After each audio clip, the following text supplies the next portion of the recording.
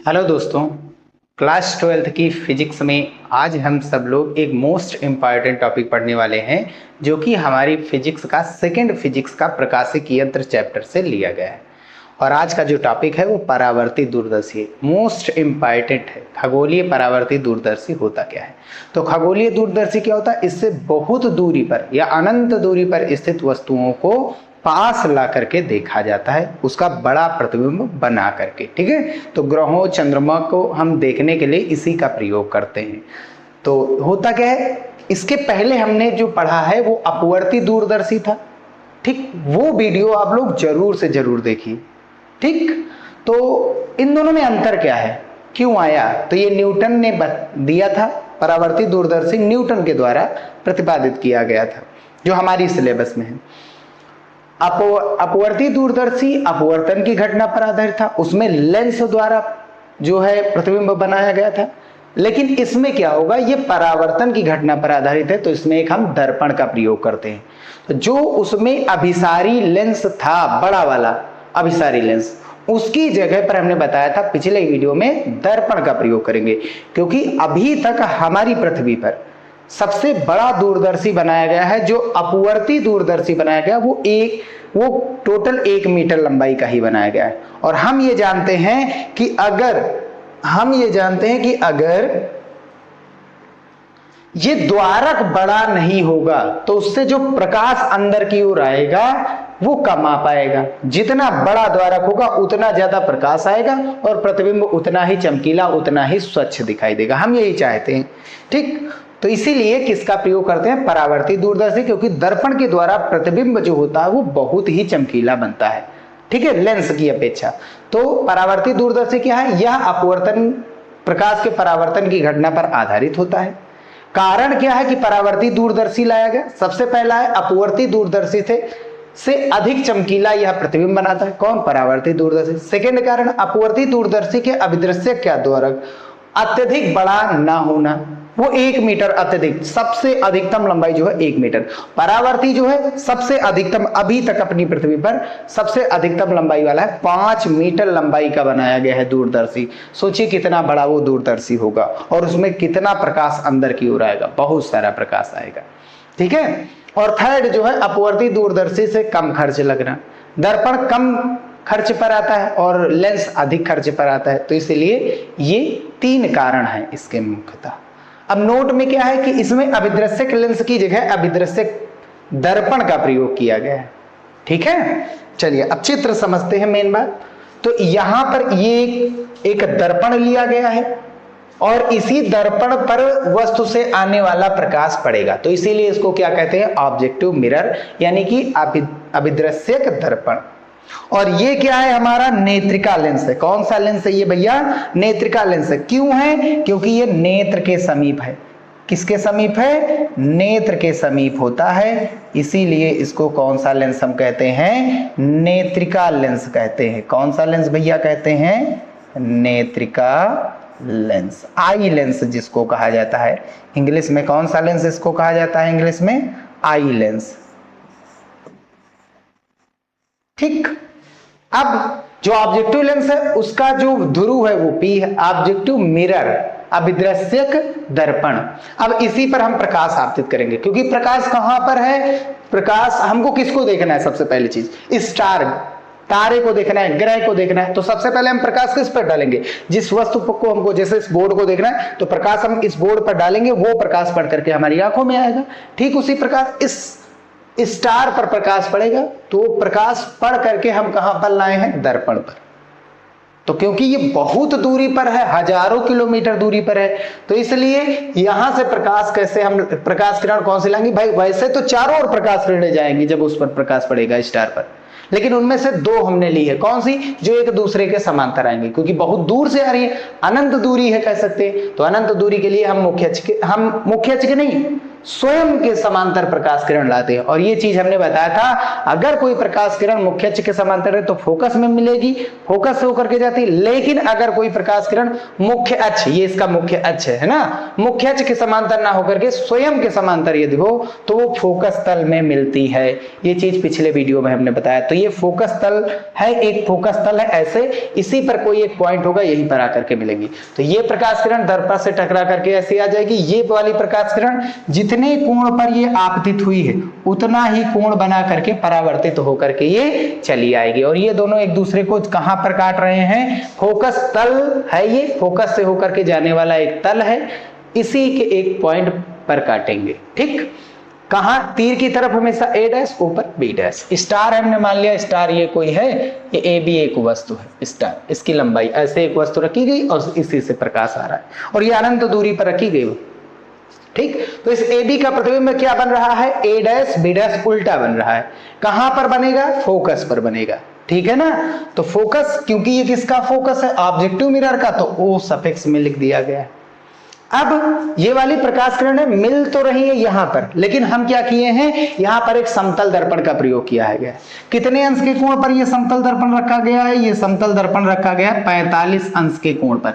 तो यहां पर एक 45 अंश के कोण पर हम समतल दर्पण रखते हैं। याद रखिए, समतल दर्पण भी रखते हैं और एक उत्तल दर्पण भी रखते हैं। तो लेकिन हम समतल दर्पण रखेंगे, तो समतल दर्पण जैसे ही हम यहां पर रखेंगे, कितने अंश के कोण पर, 45 अंश के कोण पर जैसे ही हम यहां पर समतल दर्पण रखेंगे, तुरंत का तुरंत ये प्रकाश अब इधर जाएगा नहीं। अब ये समतल दर्पण इस प्रकाश को इधर भेज रहा है और इस वाली प्रकाश किरण को कुछ ऐसे भेज रहा है। तो ये दोनों प्रकाश किरणें इधर से ना जाकर के इधर जाएंगी। और हम जानते हैं यही दो प्रकाश किरणें कौन सी थी, परावर्तित, जहां पर काटेंगे वही प्रतिबिंब बना था। और यही दो प्रकाश किरणें अब इधर तो काट नहीं रही है, और ये दोनों प्रकाश किरणें कहां पर काट रही हैं एक दूसरे को, देखो यहां पर काट रही। तो जिस बिंदु पर काटेंगी वहीं पर क्या बनेगा, इसका प्रतिबिंब। ये समतल दर्पण द्वारा इसका प्रतिबिंब यहां पर बना है। आई बात समझ में? तो समतल दर्पण रखने से ये दोनों प्रकाश किरणें टकरा करके यहां पर मिल रही, जहां पर मिल रही वहां पर प्रतिबिंब बनेगा। कौन सा प्रतिबिंब है, A double dash B double dash. अब हम करेंगे क्या, जिस पॉइंट पर हमने ये समतल दर्पण रखा है उसी से एक रेखा सीधी खींचेंगे। आई बात समझ में? जिस पॉइंट पर ये समतल दर्पण, ये मुख्य अक्ष है ना, मुख्य अक्ष पर जिस जगह पर हम समतल दर्पण रखे हैं उसी से एक रेखा खींचेंगे सीधी, और यहां पर एक लगा लिया जाता है लेंस। ये अंदर का पार्ट है दूरदर्शी के, कौन से, परावर्ती। यहीं पर एक उत्तल दर्पण लगा दिया जाता है।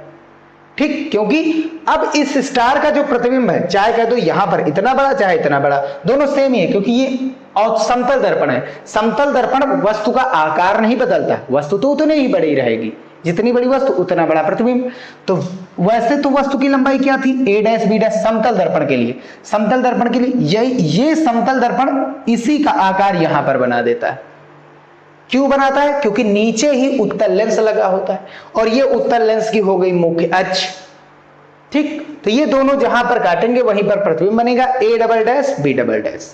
याद रखिए एक बात, ये जो है, ये जो चीज A double dash B double dash, ये जो नेत्रिका लेंस होती है इसके फोकस में होती है। इसके फोकस के अंदर रहेगी या तो डायरेक्ट फोकस पर रहेगी। याद रखिए कहां पर रहेगी, ये जो किरणें हैं, ये प्रकाश किरणें जो काट रही, समतल दर्पण द्वारा प्रकाश किरणें जो कटी हैं, वो अभिदृश्य, ये नेत्रिका लेंस के फोकस में होने वाली है। एफ ई सफिक्स में हमने क्या लिख दिया, यहां पर एफ ई लिख दिया। आई लेंस के लिए है ये फोकस, या तो फोकस में रहेंगी या तो फोकस के अंदर रहेंगी। हमने मान लिया ये कहां पर है, फोकस के अंदर है। तो ये कौन सा है, तो ये फोकस है। क्या हो गया, ये फोकस किसका, नेत्रिका लेंस का।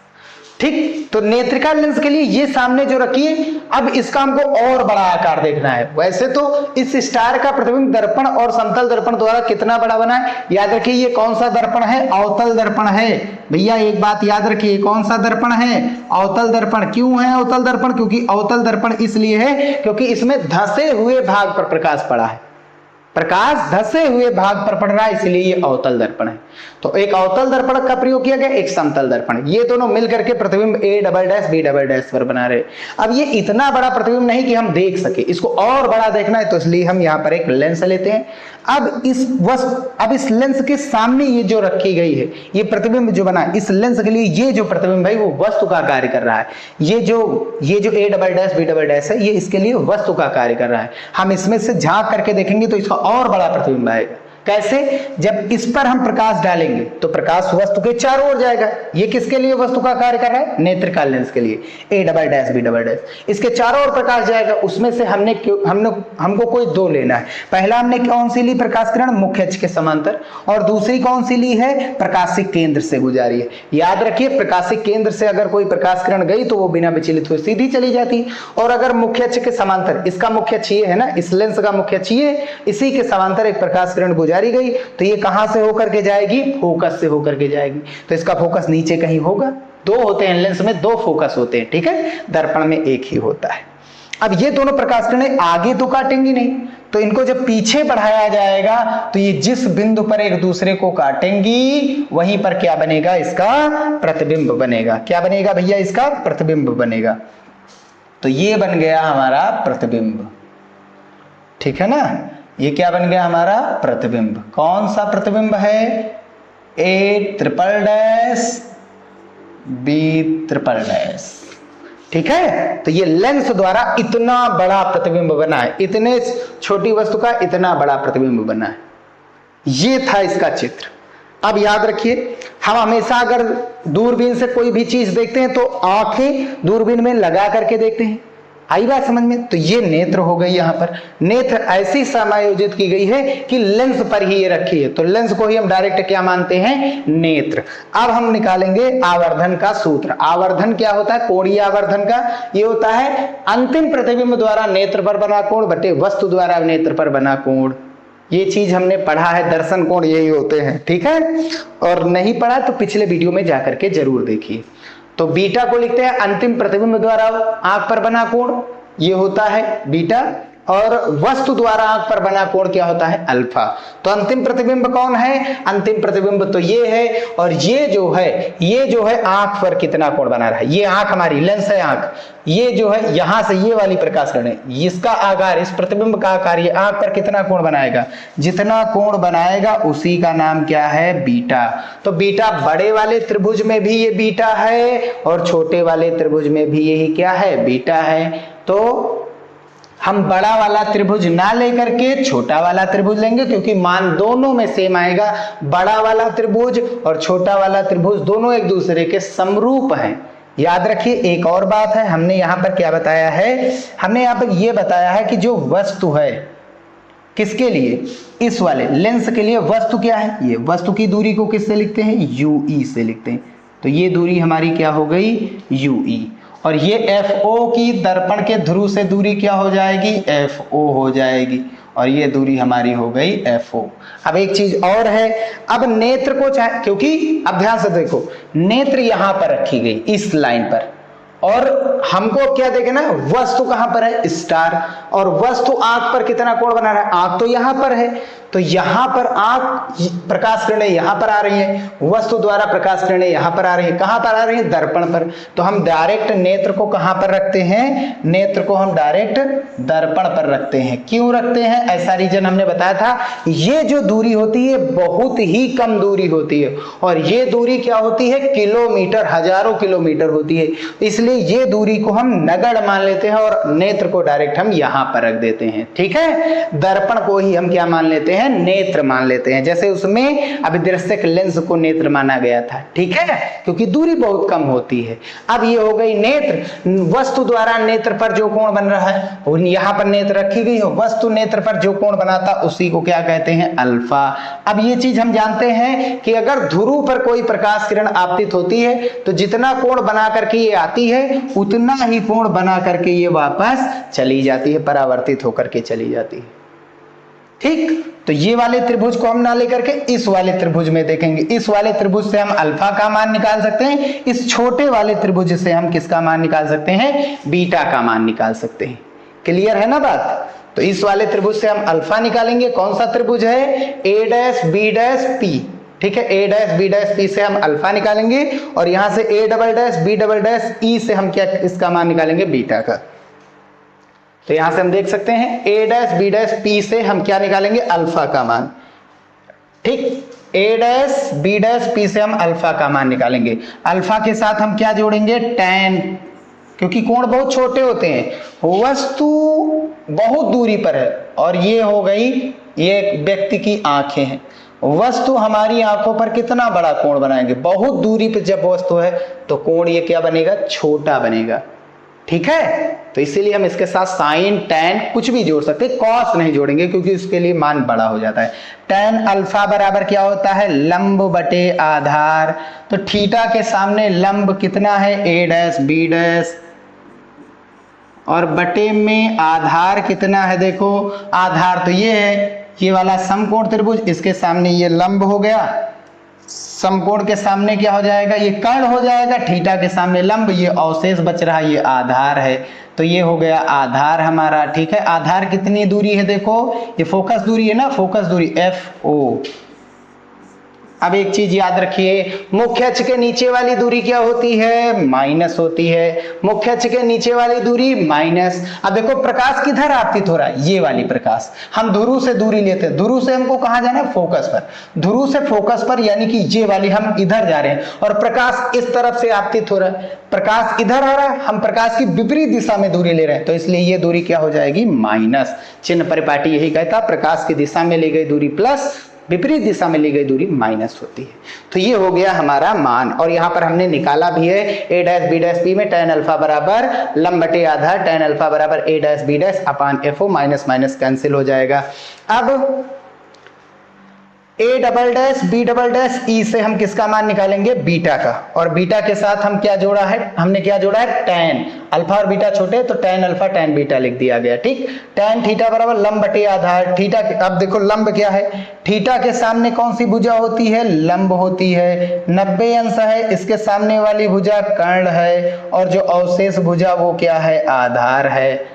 ठीक, तो लंब कितना है? देखो A double dash B double dash, आधार कितना है? UE है, तो A double dash B double dash UE बटे में कर दिया गया। अब एक चीज देखो, इसके लिए इस वाले लेंस के लिए मुख्य अक्ष के ऊपर है ये वस्तु, मुख्य अक्ष के ऊपर वाली, ये मुख्य अक्ष है ना, इसके ऊपर वाली दूरी प्लस, तो A double dash B double dash plus, और नीचे वाली दूरी माइनस। अब प्रकाश किधर आ रहा है? इस वस्तु पर प्रकाश लेंस के अंदर की ओर जा रहा है, और हम कहां जा रहे हैं? लेंस से बाहर वस्तु रखी गई है, हम जा रहे हैं ऊपर की ओर और लेंस प्रकाश आ रहा है अंदर की ओर, उल्टी दिशा है, तो UE का मान माइनस में, तो ए डबल डैश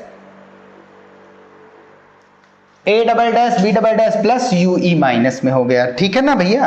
अब क्या करेंगे? क्योंकि ध्यान से समझिए, जो समतल दर्पण है उसके लिए यही वाला प्रतिबिंब यहां पर बनाया गया है। समतल दर्पण प्रतिबिंब का आकार तो बराबर बनाता है, तो ये ए डैश बी डैश जो है यही हमारा A double dash B double dash यहां पर बनता है, तो ये दोनों लगभग क्या होते हैं? आपस में बराबर होते हैं। तो A double dash B double dash जो है लगभग ए डैश बी डैश के बराबर है, तो इसी की जगह पर ए डैश बी डैश कर देंगे बटे में UE। अब इन दोनों के मान हम उठा करके यहाँ पर रखेंगे। tan बीटा कितना है? tan बीटा माइनस का ए डैश बी डैश बटे UE, और tan अल्फा का मान बटे में tan अल्फा है, tan अल्फा कितना? ए डैश बी डैश बटे FO, A dash B dash बटे FO, A dash B dash cancel, FO चला जाएगा ऊपर, तो FO ऊपर, UE कहाँ आ गया? नीचे, और चिन्ह क्या बच गया? माइनस का। ये बन गया हमारा आवर्धन क्षमता का सूत्र, वो भी परावर्ती दूरदर्शी का। और यही किसका आया था? खगोलीय का भी यही आया था, अपवर्ती का भी यही आया था। किसका भैया? अपवर्ती के लिए भी यही आया था। मान उतना ही आएगा, बस प्रतिबिंब चमकीला इसमें बनेगा। किसमें? क्योंकि इसमें ज्यादा प्रकाश आता है, दर्पण से बहुत चमकीला प्रतिबिंब बनता है। ठीक है, ये हो गया हमारा। अब माइनस चिन्ह यहां क्या बताता है? कि प्रतिबिंब उल्टा बना है। हम देख सकते हैं ओवरऑल जो प्रतिबिंब बना है, इस वस्तु का प्रतिबिंब जो बना है, इसके द्वारा जो प्रतिबिंब यहां पर बना हुआ था ये उल्टा ही बना हुआ था। लेंस तो कैसा प्रतिबिंब बनाता है? सीधा बनाया होता, सीधा बना रहा है, लेकिन दर्पण कैसा बना रहा है? उल्टा प्रतिबिंब बना रहा है। ठीक है, तो पहला प्रतिबिंब जब उल्टा है तो अगला वाला तो हर चीज उल्टा जाएगा, तो उल्टा प्रतिबिंब यही बताता है माइनस का चिन्ह। ठीक है। अब दो केसेस इसमें आए थे, कब? जब वस्तु का प्रतिबिंब अनंत पर बने, प्रतिबिंब अनंत दूरी पर बने, बहुत दूरी पर प्रतिबिंब जाकर के बने, ठीक है। यही जो है अनंत दूरी पर प्रतिबिंब बनता। कब बनता? जब वस्तु को हम फोकस पर रखते हैं तो उसका प्रतिबिंब अनंत पर बनता है।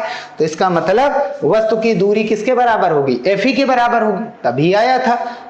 तब जब प्रतिबिंब अनंत पर बनेगा तो वस्तु कहां पर रखेंगे? हम फोकस पर रखेंगे, तभी अनंत पर बनेगा।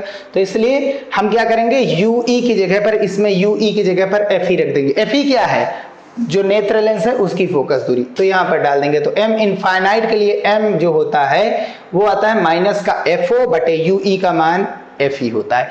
ये वाला जो है पिछले वीडियो में हमने बताया, उसी का केस उठा करके यहां पर रखना है, ठीक है। और इस केस में क्या होता है? प्रतिबिंब बहुत ही न्यूनतम बनता है, क्योंकि प्रतिबिंब दूर बन रहा है। दूर बनेगा तो वस्तु बहुत दूरी पर है ना, वस्तु का प्रतिबिंब बहुत दूरी पर बन रहा है, अनंत दूरी पर, तो हमें छोटा दिखाई देगा, आकार में छोटा, यानी न्यूनतम आकार बनेगा, ठीक है। और ये श्रांत नेत्र कहलाती है। जब प्रतिबिंब दूर होता है तो हमारी आंखों पर कोई दबाव नहीं पड़ता, रिलैक्स अवस्था में रहती है, लेकिन जैसे जैसे पास आता है हमारी आंखों पर दबाव बढ़ता है, ठीक है।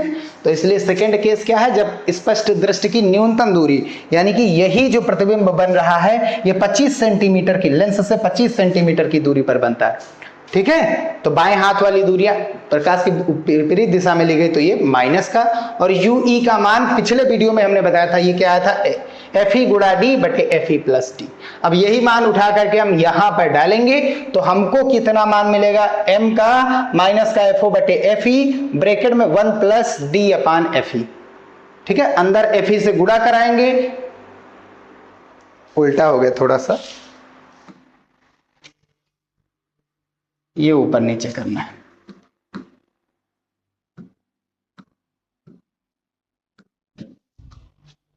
तो यहां पर कितना बचेगा? D, और यहां पर है Fe से अंदर गुणा कराएंगे, Fe से अंदर गुणा कराएंगे तो ये बटे में Fe, और Fe से अंदर गुणा करेंगे Fe कैंसिल हो जाएगा, तो बस Fe नीचे से कॉमन ले लिया गया। तो ये कौन सी दूरी के लिए आया है? जब प्रतिबिंब D दूरी पर बनाना हो तो m जो होता है वो अधिकतम होता है, क्योंकि प्रतिबिंब 25 सेंटीमीटर पर है, पास आ रही है तो प्रतिबिंब का आकार बढ़ेगा, और m का बताता है प्रतिबिंब का आकार, ठीक है। बढ़ रहा है कि घट रहा है? तो दूरी पर है तो घटेगा, कम दूरी पर है तो बढ़ेगा। ये दो केसेस थे परावर्ती दूरदर्शी के लिए, ठीक है। परावर्ती दूरदर्शी बस इतना ही था भैया, बाकी कुछ नहीं था। मेन बात है चित्र को समझना। अगर चित्र आप लोग समझ गए हैं तो डेरिवेशन तो कर ही लेंगे, ठीक। तो यहीं पर हम वीडियो समाप्त करते हैं, और इसी वीडियो के साथ ये चैप्टर समाप्त भी होता है। नेक्स्ट वीडियो में हम सब लोग तरंग प्रकाशिकी की शुरुआत करेंगे, ठीक है। तो वीडियो यहीं समाप्त करते हैं। वीडियो पसंद आया हो तो उसे लाइक, चैनल में नए आए हो तो उसे सब्सक्राइब जरूर कीजिएगा। मिलते हैं नेक्स्ट वीडियो में।